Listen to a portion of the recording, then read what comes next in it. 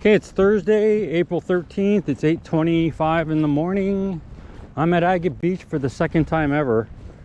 Came the first time about 2 weeks ago. So swell energy is supposed to be over 500 today. Swells are 5.5 feet, and it's about 2.5 hours past high tide. High tide was at 5:50 this morning, around 6 feet. Low tide is about 1:30. And it's about a minus 0.2 or 0.2. I kind of forget. But it's a pretty big drop in tidal height today. So last time I was at Agate Beach, it was pretty shallow and I didn't feel I could cast far enough. So I brought my 11-foot Santiam today. I have two Santiam rods, a 10-foot, which I normally use. And then I got an 11-foot for days I want to cast longer. So I brought my 11-foot today. I'm here with fellow member Nick Armstong. I fish quite often with Nick. He comes to the coast. He's also a jetty guy, so I don't go to the jetty with him, no. All right, so catching conditions actually look pretty good. There's a lot of crashing waves that I see. Nick's already been on the move, so I'm guessing he hasn't had much action yet. But what a gorgeous day. It's about 39, 40 degrees. It's funny because at the parking lot there was a pretty stiff breeze, but down here I don't feel it. It must be being blocked by these trees and hills. See the beach here, but it's very shallow. And what I mean by shallow, I mean that, so I don't know if you can see the beach here, but there's hardly any drop off in this whole beach area.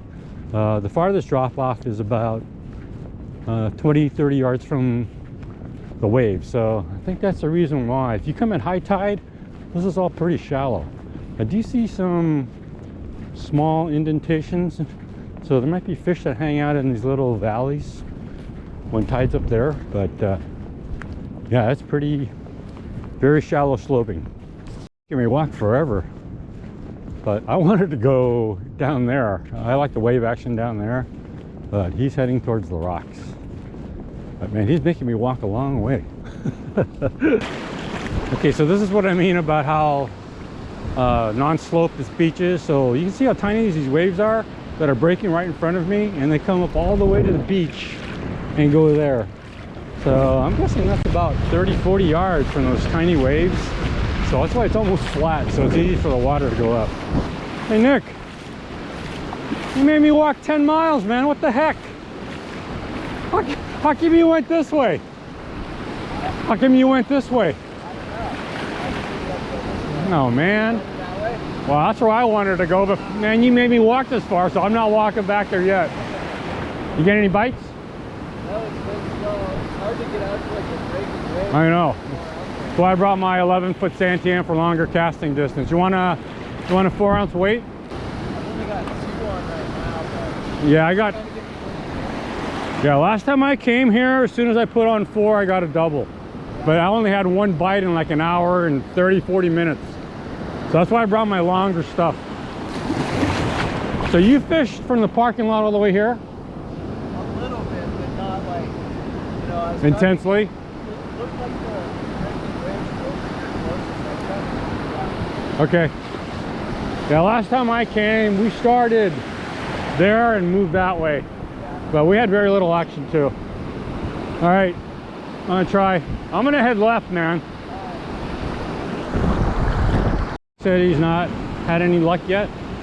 What he's saying is he can't get out to the breaking waves because he's using 2 ounce. So again, that's the reason why I brought my 11-foot Santiam, and I'm using 4 ounces because I'm hoping I can get further distance. All right, first cast, let's see how it goes. But it's pretty dead water here, so it's very shallow, no waves, and the big waves are pretty far out there. I kind of want to wade down a little bit further, but I'm afraid a big one's going to come and knock me down. It's only my second cast, no action. So I was just trying to scout out the beach. And I think Nick's right. The better waves look to the right though, but I'm hoping wade left. The waves look okay here too, but we'll see.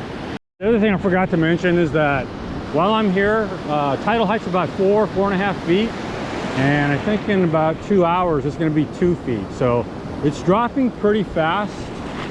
The time I'm fishing here, you know, about 1 foot an hour. So I'm hoping as it drops, then I can move closer up to the crashing waves.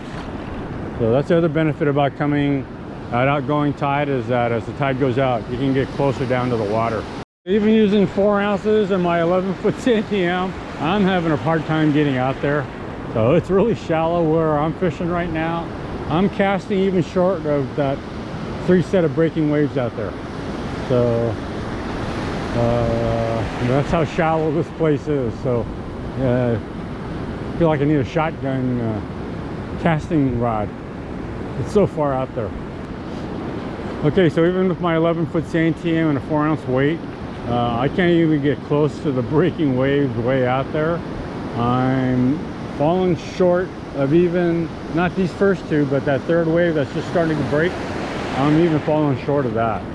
So I'm not fishing in very deep water right now. So that's the only disadvantage I see coming to Agate. Again, because it's so slightly sloped that it's hard to get out to deeper water and the crashing waves. Okay, I hate it when I do stupid stuff like this, but I got a knot in my line. I'm just gonna keep fishing with it because I don't feel like retying everything.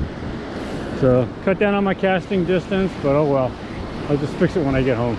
So I've been here half an hour now, got in about 5 to 6 casts and no action. So this was my experience last time I came to Agate, which was, it was dead for like an hour and 20 minutes.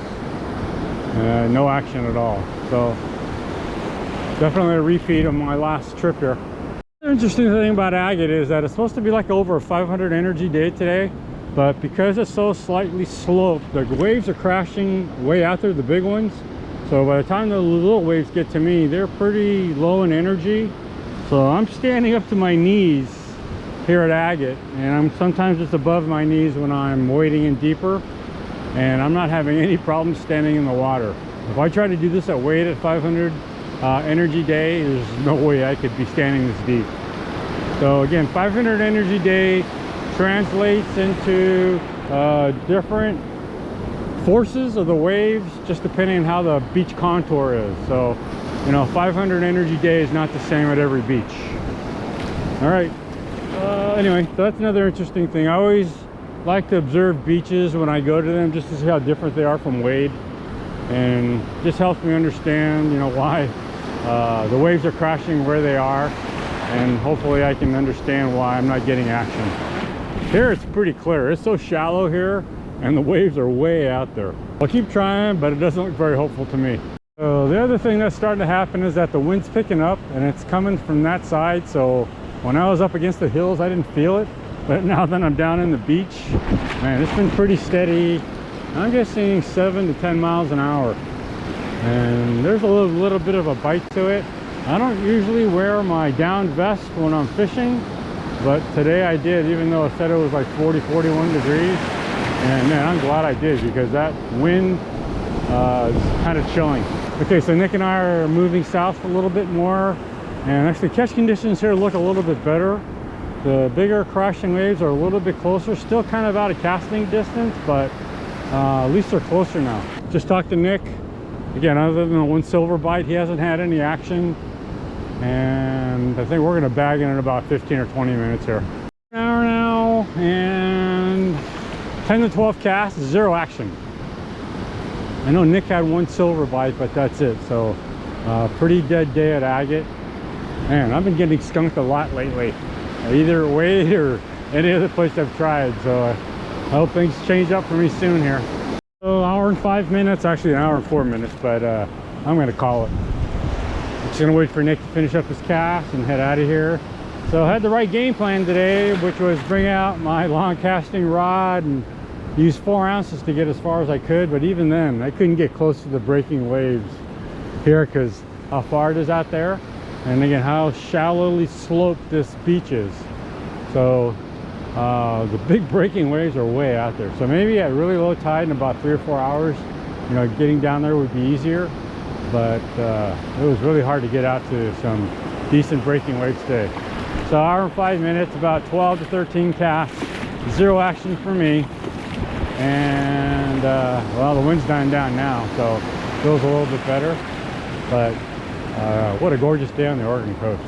So even though you get skunked, man, it's nice being in the water, blue skies, and standing in the ocean. Can't ask for a better way to spend your mornings. Here's the circle of life. That seagull just got a crab, and now everyone's trying to take it from him, or from her. I think that's a female. But it's just cool when you come to the beach and you see all these nature scenes. But the crab's still alive. I can see him moving. So I'm not sure where that seagull got it from. He's here fishing all day. Like I say, he's a jetty guy, so he's gonna go hit the jetty at low tide, which is about 130, 150. And he usually does pretty well there. So again, he's a sand shrimp user, so you know, sand shrimp does pretty well off the jetty. Sorry, man. Away it goes, right? Yeah. What a beautiful day, though. I'm glad the weather was nice. Yeah, I know. Well, the wind was stiff and cold for a while. I know, my fingers are just like dead. Okay, that's it for Agate Beach. I'm definitely not coming back here again unless it's really low tide. So we'll see how it goes. But I'm headed back to Wade. If I'm gonna get skunked, I might as well drive shorter distances and get skunked at the beach I know.